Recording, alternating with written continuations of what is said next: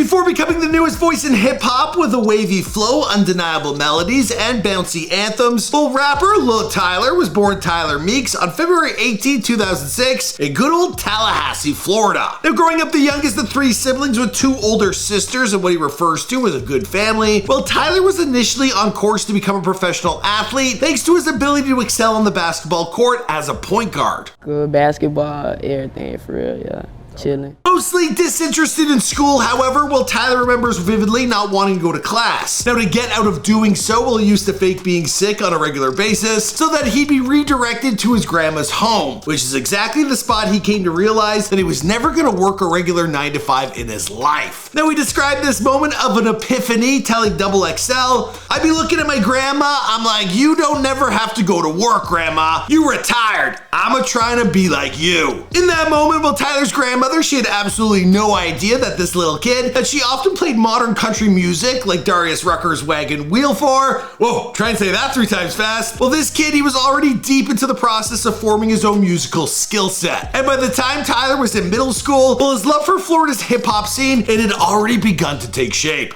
Pat, Wiz, having Boston Richie, Kodak, Roddy Ricch. Beyond some of the state's most popular artists, well, Tyler also discovered talented Orlando rappers. I'm talking Glock 9, LPB Pootie, and Hot Boy early on in life. Now, I'm talking pre-adolescence. Now, sure, at that point, well, Tyler, he was still just a fan with no real aspirations to grab a mic for himself, and his plan, as it were, well, it was actually to become a truck driver. Honestly, I don't know if I can think of a more Florida-like profession than that. Maybe a Crocodile Dundee. Anyway, now being a cross-country truck driver or even a plumber, well, it wasn't in the cards for Tyler. Now, instead, his true calling, it came in the summer of 2022, which is when he decided to go all in on becoming a rapper. At the beginning, I wasn't even trying to rap for real, so I was like nervous. Yeah. I didn't want to rap like in the studio. Before that, whenever Tyler would mess around with music, it was always just to be weird and funny while hanging out with some of his cousins. But with little to do in the last summer, well, he decided to take things a little more seriously, and he told XXL, "I thought if I'm ever gonna try this, I gotta try it right now. I don't gotta be around nobody, so if they don't fuck with it, then they don't fuck with it." Along with a little helpful encouragement from his friends on a group chat, well, Tyler, he mustered up the courage to drop his first single, Planet Fitness. Now, that's a track he recorded on his phone through BandLab, and from that point forward, well, there was no looking back. Now, it's pretty hard to believe, but it was just 11 months ago that Lil Tyler, he dropped his very first song, released on SoundCloud and YouTube in June of 2022. Now, Planet Fitness, it showcased a surprising amount of poise for such a young artist. The confidence he earned from that success, it meant that by the time he made his second and third singles, Jada Wada and Law & Order Part 2, well, he recognized that he had a distinct voice that was actually, well, pretty hard.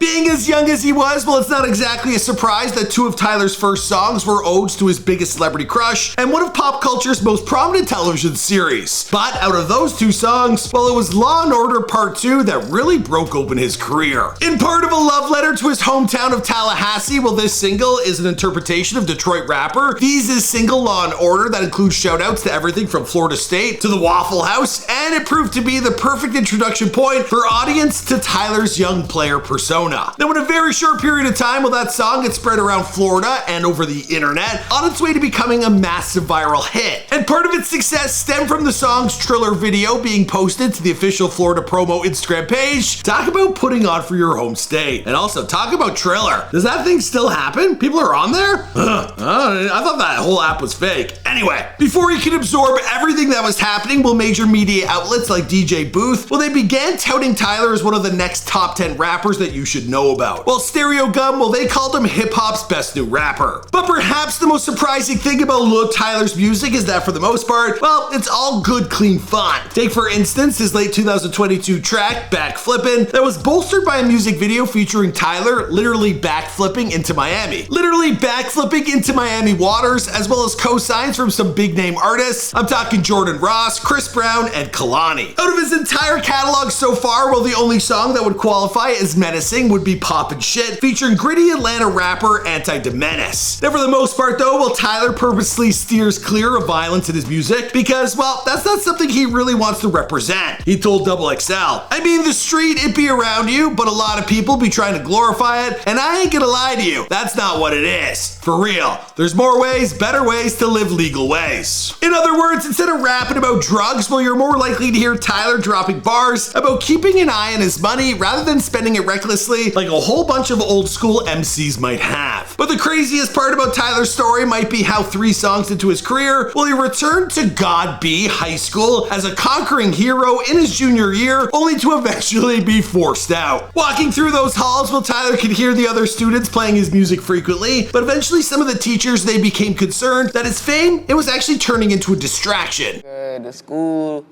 I be in the studio late night, gotta wake up. Now there was a talk of a transfer, but once record label A&R started calling, well, Tyler decided to drop out of school altogether. Now he was initially afraid to tell his mother about his decision, but much to his surprise, she was excited for him, understanding that this type of opportunity, well, it isn't something that comes along very often. So instead of, going to class that fall, Tyler began releasing a string of new singles with titles like Fat Racks, Can't Move Wrong, and Dennis. And as he did so, well, more and more shout-outs came pouring in from industry veterans. We're talking Trippie Redd, Lil Uzi Vert, and Ruby Rose. Which meant that all there was left for Tyler to do, well, was to cement himself with his very first mixtape. Now, in a sense, you could say that it's been a quick learning curve for Luh Tyler, who at the very beginning of his career, well, he didn't even know some of the industry basics, like having to pay for beats or hiring a manager. Now, that's why he chose his cousin Var to guide his career, despite him never having managed a musician before in his life. Whatever. These are Tallahassee boys. It's shake and bake. Anyway, not that decision worked out poorly for Tyler, because after his music took off, well, Var, he got him in a room with the folks at Atlantic, where Tyler quickly felt at home with the company's, chill young staff. Also, they're them standing up to sex offenders. I appreciate that as well. Now, Tyler's official signing date, it came this past March after Rolling Loud co-founder Matt Zingler, well, he discovered his music, and with Atlantic's backing, they signed him to his imprint label known as Motion Music. Now, Tyler's career is pushing full steam ahead. He not only delivered his first ever Rolling Loud performance this past spring, he also released his debut project, My Vision, a mixtape featuring collabs from the likes of Baby Tron, No Cap, and a whole bunch more. With his unmistakable southern twang, raspy laid-back flow, and seemingly bottomless pit of charisma, well, it's pretty easy to declare Luh Tyler as one of the most likable and engaging rap personalities to emerge in the industry in recent memory. Now, Lil Tyler's music production transparency, it's refreshing. He even made a video detailing exactly how he quickly made Law & Order 2 using the BandLab app. I don't know if that was a shout out or a sponsorship, but it's a good look for them. The trick for this youngster will be getting accustomed to how strange and weird being a celebrity can sometimes be. For instance, one of the most unusual stories I uncovered about Lil Tyler's short amount of time in the spotlight, well, involved an unusual request from one of his fans. Now, while speaking with Hip Hop DX, the Florida rapper, well, he revealed that the wildest request he so far received was when someone asked for a picture of his sister's feet in exchange for some money. During that same conversation, well, Tyler would also reveal that despite his incredible level of fame, well, he's not yet ever gotten serious about a girl. In fact, he hasn't even gone out on an official date yet. But hey, this kid's only 17 years old, and I'm pretty sure he's got a lot more on his plate to concern himself with, than teenage hormones. So all the power to him. Wrap it up when you do. That's all I can say. All right, everyone, well, we're gonna bring this video to a close. After all, this has been Before They're Famous. Now, I do have a question for you guys. If you were a popular teenage rap artist, would you be more concerned about your paydays or the people sliding into your DMs? Now, having been through the whole Hollywood thing, you gotta watch your bank account first. The DMs are typically only problems. But let me know. I know becoming social media famous is a big W for a lot of you kids out there, but don't be sending dick pics. I'm telling you, they'll only bite you in the ass. I mean, look at 905 Shooter, who we actually interviewed about, 3 or 4 years ago. Anyways, guys, my name is Mike McCrudden. I hope you enjoyed this video. Sometimes we tag another video at the end of a recent upload. So if we did, enjoy it. Probably something you missed. I'll see you guys in another video. Boom! Oh, man. What's crazy is okay, good Burberry button up. We're not going to talk about that. Before becoming one of the biggest fascinations in the world of underground hip-hop, thanks to some raunchy lyrics, chock full of punchlines and references to everything from basketball to pro wrestling, and illicit money earned from scams, well, the rapper Baby Tron, he was born James Johnson III on June 6, 2000, in Ypsilanti, Michigan, which is a suburb located 30 minutes east of Detroit. Now, raised by his black father and white mother, utilizing language in creative ways, well, is something you could say ran in the family. Now, after all, his father, he is the rapper known as Mr. Sadistic from Motown Range, and his mother, well, she's actually an English teacher. Now, it was thanks to his dad that Tron's fascination with hip-hop it would take hold in the first place. Now, oftentimes when he was driving his son around town, well, he'd turn on the radio and expose Tron to artists like Jay-Z, Nas, and Biggie, 50 Cent. Well, that was another one of Tron's early favorites, and he considers Get Rich or Die Trying to be an absolute classic. But rap music, it wasn't the only genre he had interest in throughout his childhood. Well, he also discovered an abundance of 80s pop music, something that would become his specialty when it came to picking the absolute right beat, the sample for his singles later on in life. Now, it didn't matter where he was or what he was doing at any given time, Tron always kept an ear out for a great sounding beat. He once told OK Player, "Yeah, I definitely heard some of that shit in movies or just anything, hearing it walking through the stores." By the time he was in middle school, well, Tron's favorite artist was Chief Keef, but he was also listening to local Michigan artists like Doughboys, Cash Out,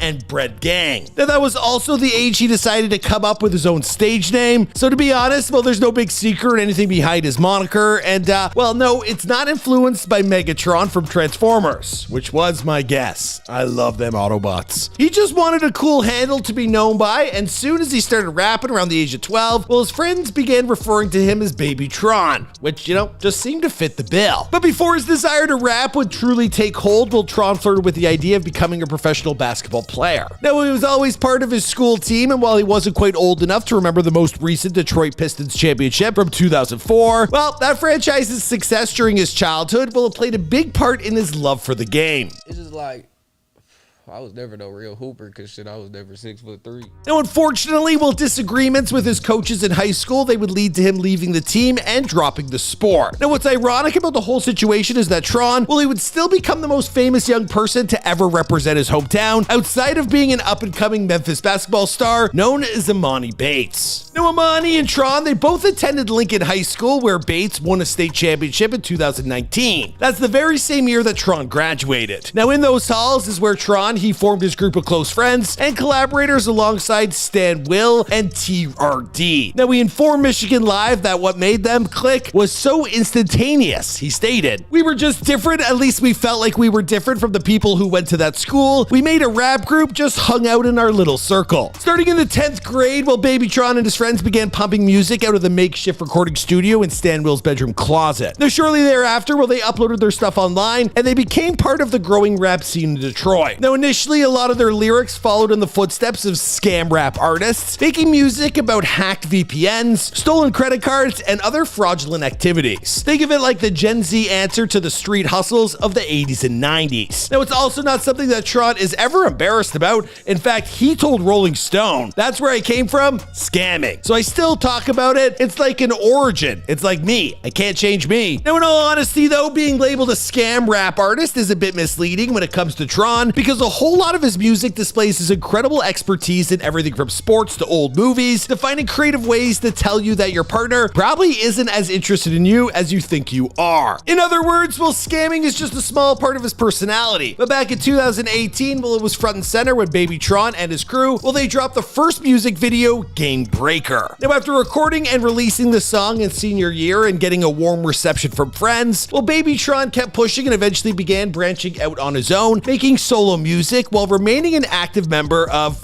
Shitty Boys. Why did that all fit together so weirdly? Anyway, Baby Tron's distinct quick delivery and slick punchlines, coupled with his ability to rap over top any outlandish sample, well, they've since become his calling card. Now, the first solo single he ever dropped, it arrived in 2019, and it was titled Cheat Code. But it was Jesus Shuttlesworth, a reference to the basketball movie He Got Game, that secured the first viral moment of Tron's career with nearly 2 million views for the music video on YouTube alone. From From there, Tron continued to develop and refine his sound on projects like Bin Reaper, Sleeve Nash, and Luke Tronchick. Now, the last of those mixtapes they dropped in 2021, the same year that Tron would see a major shift in his talent as a rapper. Now, that's when his flow had steadied and slowed while his punchline became a little craftier as he developed a better understanding of style and cadence. Now, the first signs of this development, they began to show themselves in his official debut studio album, Megatron, which dropped in March of 2022 and marked Tron's first major label release as part of Empire. Now, it might have taken him 5 years, but baby Tron, he had finally hit the big time. Now, always someone with an unquenchable work ethic, well, baby Tron's 2022, well, it was just getting started. Now, not only would he release his second studio album, Bin Reaper 3 Old Testament, which would go on to earn his highest placement on the Billboard Hot 100, peaking at number 69. Well, he also dropped numerous singles like King of the Galaxy, in which he effortlessly hops from the beats of Michael Jackson's Smooth Criminal to Nardo Wick's Who Wants Smoke. Now, if you think shifting beats in mid-song is impressive, well, then you should probably check out one of his more recent efforts, Emperor of the Universe, where baby Tron packs 21 verses into 21 different beats like some type of sports car weaving between lanes on the highway. Now, with 2023 just about halfway through, well, don't be surprised if baby Tron, he drops another project or two before the year is up, and currently he has an EP titled 6 on the docket for release later this summer. Now, this non-stop release schedule is just one way this promising young rapper is ensuring he secures himself a spot in hip-hop infamy. And when looking towards his future, well, he told Michigan Live, "It's about building a legacy and becoming a bigger legend. Whatever I've done, I'm trying to keep building and quadruple that in the next 5 years." Now, quadrupling is already a massive output, is kind of mind-boggling to imagine, but if anyone is creative and prolific enough to do it, well, it's probably baby Tron. All right, guys, we're gonna wrap up this video here, but I do have a question for you. Do you prefer artists who constantly drop new music, or the ones who take a bit more time to perfect each and every release? Basically, do you like Drake with the singles or Post Malone with the albums, right? I think that's fair. You let me know what you think in the comments down below. My name, of course, is Michael McCrudden, and we've been dropping like a recent upload at the end of some of our new videos. So I think we have Chinese Kitty backloaded for you guys. If you missed that one, check it out. Another artist you're gonna want to keep an eye on, and I'll see you guys in another video. Boom! I put it on for a G. Top bitch shit. You don't run the motherfucking city. Before she'd ring in the new year at the Barclays Center by performing alongside Future and 21 Savage, not to mention recent collaboratives with artists like Vivio Foreign and French Montana. Well, female MC Chinese Kitty, she was born Taylor Hing on January 18th, 1995 in the neighborhood of Queens, New York. Now, Chinese Kitty was born into a family of Chinese and Guyanese descent, and while growing up in the city that never sleeps, well, both of her parents worked in and around the music industry. Now, her father, Nitty, he worked behind the scenes with rappers like Fabulous, DJ Clue, and the Desert Storm crew, while her mother, Nikki, she worked as a stylist and fashion editor at The Source. Now, considering her parents had such a presence in the music industry from day one, well, it only makes sense that Taylor became determined to make her own way in the field as well. Now, she expanded upon the reasoning behind this decision, where she told The Nocturnal, "It paved the way for me and inspired me because I've been around it for so long. I've seen my dad work with so many artists and do things in the industry that I kind of already felt like I had to be in the music industry some way, somehow." In fact, one of Taylor's absolute favorite memories from her childhood was when she was only 10 years old, and she was invited to a birthday party that T.I. had thrown for his own daughter because, well, they were both around the same age. That was the first time Taylor had ever been invited inside of a celebrity's home, and once she got a taste of that lifestyle, well, she knew that it was meant for her. Now, it may have taken Kitty a little while to ultimately achieve her dreams, but it wasn't for a lack of trying. Now, her journey towards rap artist, it began when her mother introduced her to the music of Lil Kim, which led her to discover other powerful female rappers like Nicki Minaj as well. Then as a child, well, Taylor, she would battle rap against her siblings to further develop her skill set. But she didn't get serious about making music until she had already established herself with an impressive social media following as both a bartender and a New York City it girl. I was in the nightlife. I used to bartend.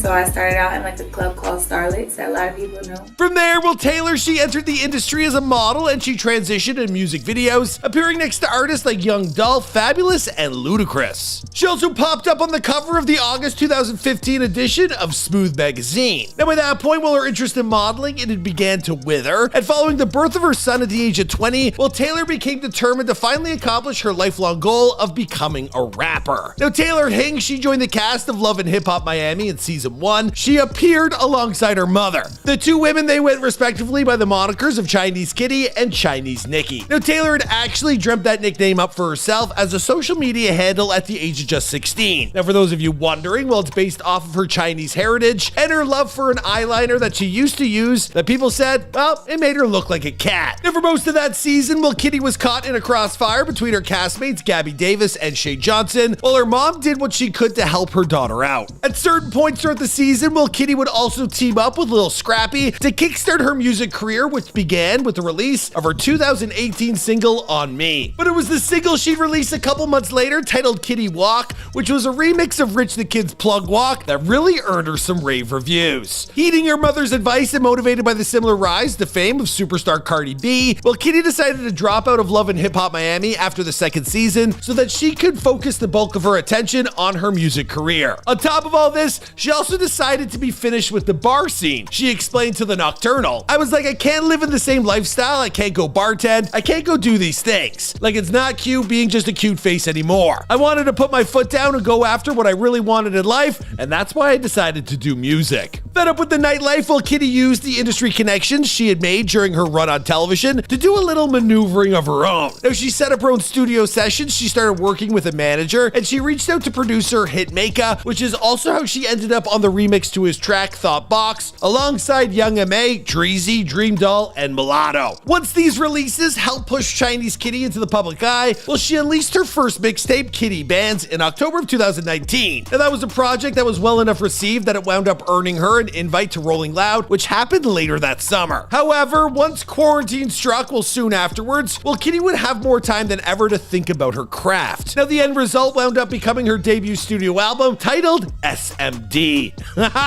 Yeah. So Kitty returned to New York City and worked harder than ever before. With nothing but time on her hands, well, she believes she managed to create the absolute best record she possibly could, and she then named it what she did because demanding that someone suck your D, well, you know, it's basically the most disrespectful thing you can tell someone in NYC, and well, after everything she had been through to get to this point, well, it was the exact message that she wanted to tell the world. My creative director, we just sat down and we just came up with this album, and it's just amazing, and I can't wait. Even the whole thing for me is just SMD would see release in June of 2021. Both Top Bitch and Been Poppin' would turn into massive successes. But Chinese Kitty's rap career, it was still only just getting started. Now, since breaking through into the music industry in a big way in 2021, well, Chinese Kitty has continued to release singles like Attitude and Boy Ain't Mine, while also being invited to perform at prestigious New York City events like the Ball Drop in Brooklyn at the Barclays Center. There, Kitty, she teamed up with the likes of Future and 21 Savage to ring in the new year for the city that never sleeps, and as the only female headliner on the bill that night, well, it was a major opportunity for her to show the world what they can expect for her coming in 2023. Better yet, well, she used this chance to shine a spotlight on another up-and-coming female artist from the city. I'm talking about Maya the Dawn. And well, they performed the hit Telfie in front of thousands of viewers. Now, Chinese Kitty, she's also expanding her business by taking her act international with a recent appearance on English radio personality Charlie Sloth's Fire in the Booth series. Now, her segment, it might have been filmed in New York City, but the international intrigue was enough to send the clip viral shortly after its release. No matter how much success she ultimately finds at the end of the day, well, Chinese Kitty is simply a person trying to work her way through a complicated industry, and she wants other young girls to learn from her experience. She told the Nocturnal, I'm a mom, a female rapper, an entrepreneur, a young boss making her way in a male industry, and I'm living my life. I want girls to know my story, listen to my music, and realize you could be a mom and still be a bad bitch. I want you to feel good all around. I want equal power within the fields. I'm not coming to play, and I'm not stopping.